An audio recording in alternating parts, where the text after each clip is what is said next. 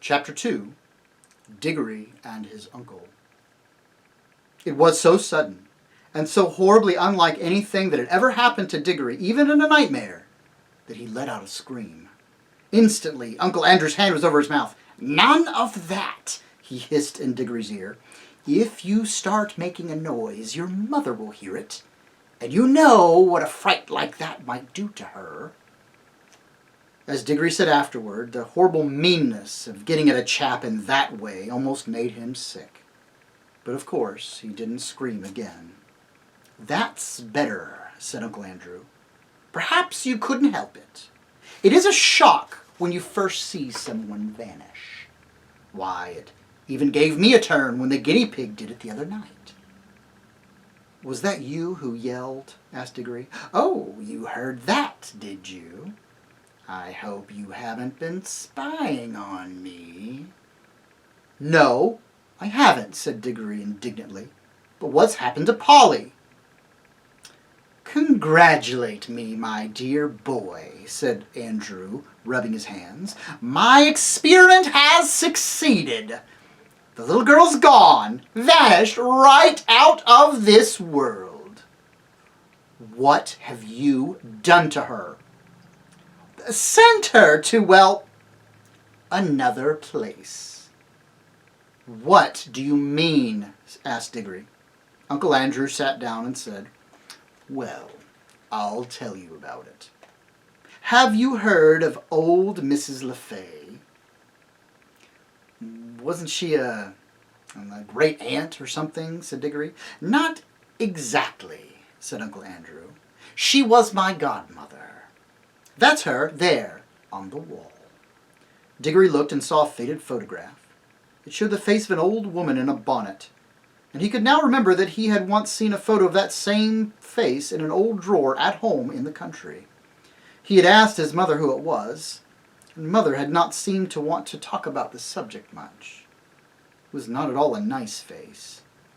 And Diggory thought, of course, with those early photographs, couldn't really tell. Wasn't there something wrong about her, Uncle Andrew?" he said. "Well," said Uncle Andrew with a chuckle, "it all depends on what you call wrong. People are so narrow-minded. She certainly got very queer later in life, did very unwise things. That was why they shut her up." "In an asylum, don't you mean?" "Oh, no, said Uncle Andrew in a shocked voice. "Nothing of that sort. Only in prison." I say," said Diggory, "what had she done?" "Ah, poor woman," said Uncle Andrew. "She had been very unwise. We needn't get into all that. She was always very kind to me." But look here. What does all this have to do with Polly? I do wish you'd—" "All in good time, my boy," said Uncle Andrew. "They let old Mrs. LeFay out before she died, and I was one of the very few people whom she would allow to see her in her last illness. She had got to dislike ordinary, ignorant people, you understand. I do myself. But she and I were interested in the same sort of things. It was only a few days before her death that she told me to go to an old bureau in her house and open a secret drawer and bring her a little box that I would find there. The moment I picked up that box, I could tell by the pricking in my fingers that I held some great secret in my hands. She gave it to me, made me promise that as soon as she was dead I would burn it, unopened with certain ceremonies. That promise I did not keep." Well, then that was jolly rotten of you," said Diggory. "Rotten?" said Uncle Andrew with a puzzled look. "Oh, I see. You mean that little boys ought to keep their promises. Very true, very true. Most right and proper, I'm sure. I'm very glad you've been taught to do it. But of course, you must understand that rules of that sort, however excellent they may be for little boys, and servants and women and people in general, can't possibly be expected to apply to profound students and great thinkers and sages. No, Diggory, men like me, who possess hidden wisdom, are freed from common rules, just as we are cut off from common pleasures. Ours, my boy, is a high and lonely destiny. As he said this, he sighed, and looked so grave and noble and mysterious that for a second, Diggory thought he was actually saying something quite fine. But then he remembered the ugly look that he had seen on his uncle's face the moment before Polly had vanished. And all at once, he saw through Uncle Andrew's grand words. All that means, he said to himself, is that he thinks he can do anything he likes to get anything he wants. Of course, said Uncle Andrew, I didn't dare open the box for a long time, for I knew it might contain something highly dangerous. For my godmother was a very remarkable woman. The truth is, she was one of the last mortals in this country who had fairy blood in her. She said there had been two others in her time. One was a duchess and the other a charwoman. In fact, Diggory, you are now talking to the last man, possibly, who really had a fairy godmother. There, that'll be something you want to remember when you are an old man yourself. I bet she was a bad fairy, said Diggory to himself, and then added out loud, but what about Polly? How you do harp on that, said Uncle Andrew, as if that was what mattered. My first task, of course, was to study the box itself. It was very ancient. I knew even then that it wasn't Greek or Old Egyptian or Babylonian or Hittite or Chinese. It was older than any of those nations. There was a great day when at last I found out the truth. The box was Atlantean. It came from the lost island of Atlantis. That meant it was centuries older than any of those Stone Age things they dig up in Europe. And it wasn't a crude, rough thing like them either. From the very dawn of time, Atlantis was already a great city with palaces and temples and learned men. He paused for a moment, as if he expected Diggory to say something. But Diggory was disliking his uncle more every minute, so he said nothing. Meanwhile, continued Uncle Andrew, I was learning a good deal in other ways. Wouldn't be proper to explain them to a child, about magic in general. That meant that I came to have a fair idea of what sort of things might be in the box. By various tests, I narrowed down the possibilities. I had to get to know some, devilishly queer people and go through some disagreeable experiences. That was what turned my head gray. One doesn't become a magician for nothing. My health broke down in the end, but I got better, and at last I actually knew. Although there was not really the least chance of anyone overhearing them, he leaned forward and almost whispered as he said, the Atlantean box contained something that had been brought from another world when our world was only just beginning. What? Said Diggory, who was now interested in spite of himself. Only dust, said Uncle Andrew. Fine, dry dust. Nothing much to look at. Not much to show for a lifetime of toil, you might say. But when I looked at that dust, I took jolly good care not to touch it. And I thought that every grain had once been in another world. I don't mean another planet, you know. They're part of our world, and you could get to them if you went far enough. But a really other world. Another nature, another universe. Somewhere you would never reach, even if you traveled through the space of this universe forever and ever. A world that can only be reached by magic. Well, here Uncle Andrew rubbed his hands till his knuckles cracked like fireworks. I knew, he went on, that if only you could get into the right form, that dust would draw you back to the place where it had come from. But the difficulty was to get it into the right form. My early experiments were all failures. I tried them on guinea pigs. Some of them only died. Some exploded like little bombs. It was a jolly cruel thing to do, said Diggory, who once had a guinea pig of his own. How do you keep getting off the point? Said Uncle Andrew. That's what the creatures were for. I had bought them myself. Let me see, where was I? Ah, yes. At last I succeeded in making the rings, the yellow rings. But now a new difficulty arose. I was pretty sure now that a yellow ring would send any creature that touched it to the other place. But what would be the good if I couldn't get them back to tell me what they had found there? And what about them? Said Diggory. A nice mess they'd be in if they couldn't get back. You will keep looking at everything from the wrong point of view, said Uncle Andrew with a look of impatience. Can't you understand that the thing is a great experiment? The whole point of sending anyone into the other place is that I want to know what it's like. Well, then why didn't you go there yourself? Said Diggory. And Diggory had hardly ever seen anyone look so surprised and offended as his uncle did at this simple question. Me? Me? He exclaimed. The boy must be mad. A man at my time of life and in my state of health to risk the shock and the danger of being flung suddenly into a different universe. I never heard anything so preposterous in my life. I never. Do you realize what you're saying? Think what another world means. You might meet anything. And I suppose you've sent Polly into it then, said Diggory. His cheeks were flaming with anger now.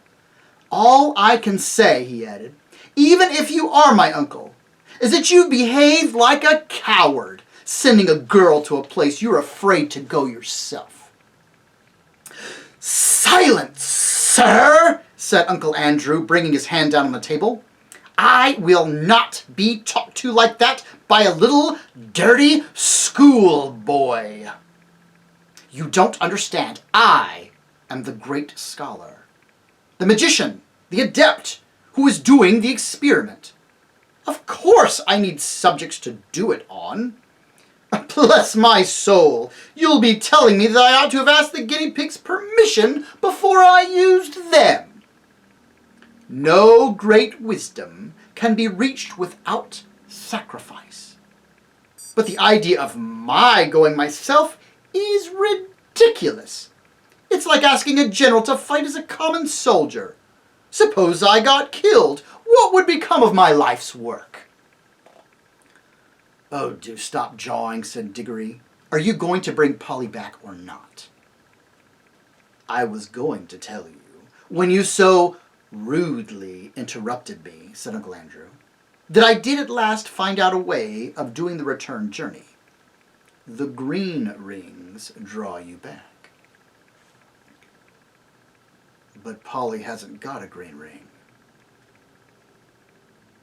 No, she doesn't, said Uncle Andrew with a cruel smile. Then she can't get back, shouted Diggory.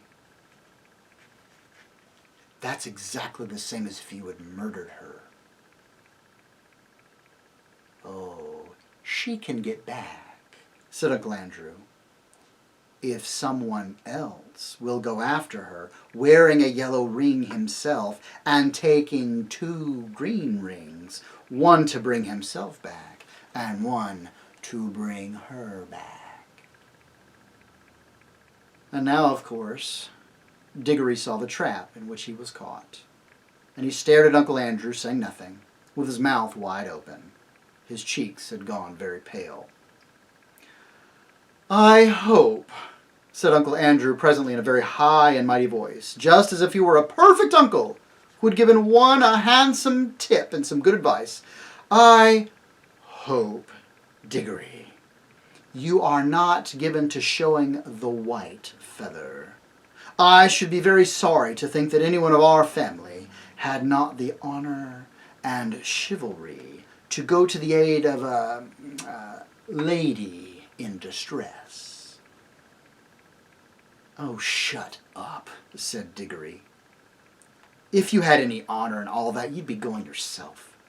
But I know you won't. All right.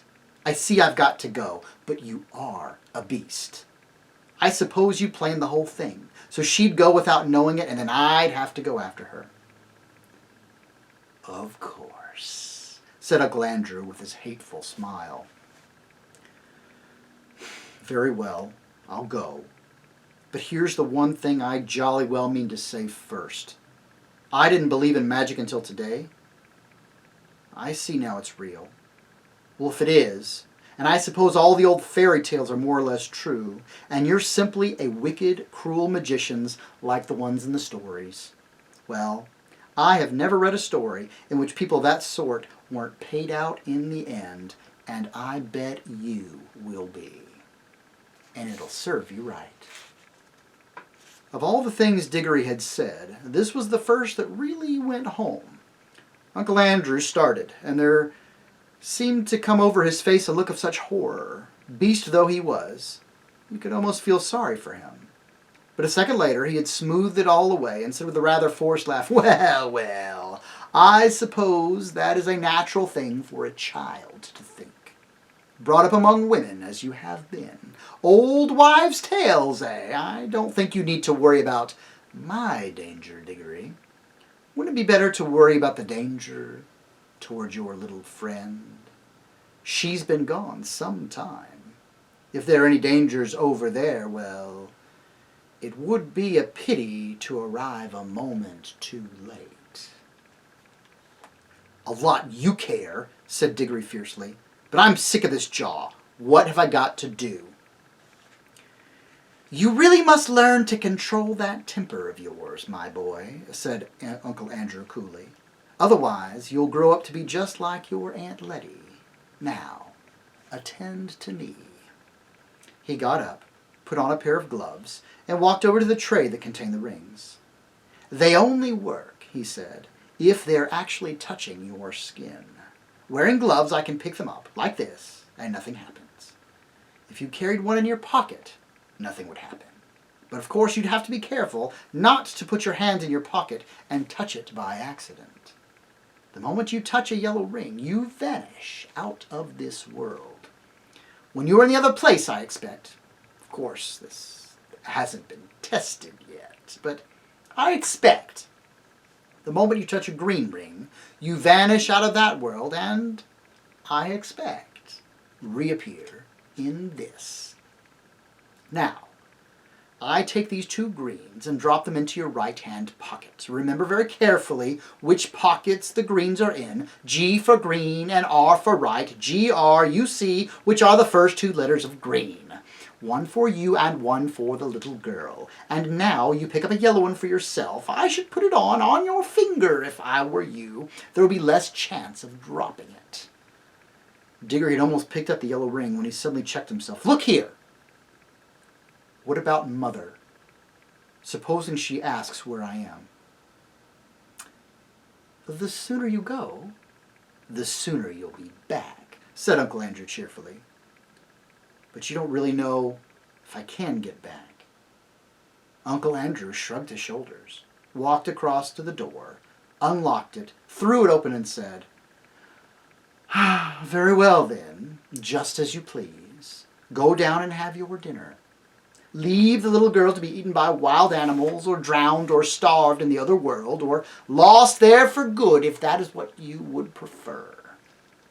It's all one to me.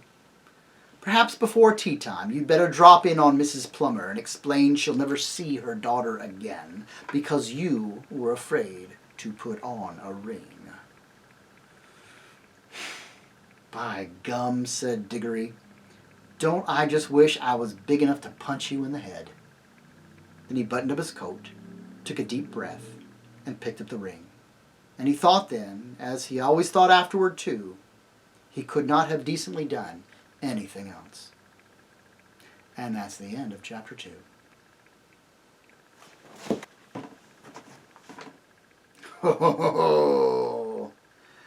So, Uncle Andrew has Diggory in a corner. And Diggory, who just seems like a good guy, a good kid, a good friend to Polly. And now he is stuck. He is trapped. And this older uncle, someone who ought to be looking out for his nephew, someone who ought to know better, has cooked up this whole scheme so that he can gain knowledge and maybe power, but at no risk to himself. Whether it's a magician learning magic, or really anyone trying to gain power at the expense of other people, be very, very careful about people who assume that the rules don't apply to them. Don't ever assume you are so important, or so smart, or so pretty, or so whatever, that you are somehow different and above everyone else. Uncle Andrew isn't above guilting Diggory into doing the right thing. But himself? Oh no. The right thing is for the little people. And as far as Uncle Andrew is concerned,